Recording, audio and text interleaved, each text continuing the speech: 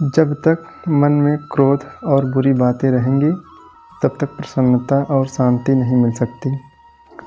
अधिकतर लोग सुबह शाम पूजा करते हैं लेकिन उनका मन शांत नहीं होता।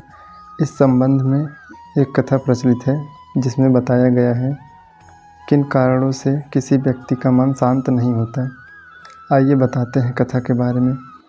प्रचलित कथा के अनुसार पुराने समय में एक महिला सुबह शाम पूजा करती थी, साधु संतों का सम्मान करती थी, लेकिन उसे मन की शांति नहीं मिलती थी।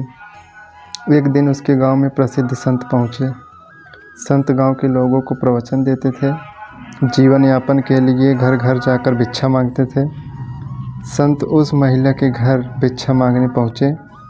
महिला ने संत को खाना देते हुए कहा कि महाराज, जीवन में सच्चा सुख और आनंद कैसे मिलता है? मैं सुबह शाम पूजा करती हूँ लेकिन मेरा मन शांत नहीं है, कृपया मेरे परेशानी को दूर करें। संत ने कहा कि इसका जवाब मैं कल दूंगा। अगले दिन संत महिला के घर फिर आने वाले थे। इस वजह से महिला ने संत के सत्कार के लिए खीर बनाई। वह संत से सुख और आनंद का ज्ञान जानना चाहती थी। संत महिला के घर पहुँचे। उन्होंने भिक्षा के लिए महिला को आवाज़ लगाई। महिला खीर लेकर बाहर आई। संत ने खीर लेने के लिए अपना कमंडल आगे बढ़ाया। महिला कमंडल में खीर डालने वाली थी, तभी उसकी नज़र कमंडल के अंदर गंदगी पर पड़ी।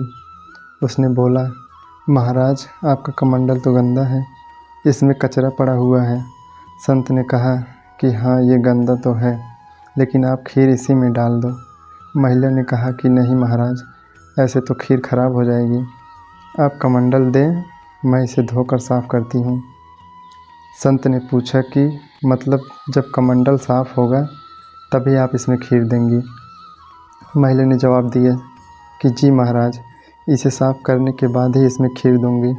संत ने कहा कि ठीक है। इसी तरह जब तक हमारे मन में काम, क्रोध, लोभ, मोह, बुरे विचारों की गंदगी है, तब तक उसमें ज्ञान कैसे डाल सकते हैं? अगर ऐसे मन में उपदेश डाल लेंगे तो आप अपना असर नहीं दिखा पाएगा। इसलिए उपदेश सुनने से पहले हमें हमारे मन को शांत और पवित्र करना चाहिए, तभी हम ज्ञान की बातें ग्रहण कर सकते हैं। पवित्र मन वाले ही सच्चा सुख और आनंद प्राप्त कर पाते हैं। तो बताते हैं इस कथा से हमें क्या सीख मिलती है। इस कथा की सीख यह है कि अगर मन में शांत और प्रसन्नता नहीं रहेगी तो हमें क्रोध और बुरी बातों से बचना होगा। जब तक मन में क्रोध और बुरी बातें चलती रहेंगी तब तक उसमें प्रेम और शांति नहीं प्रवेश कर सकती।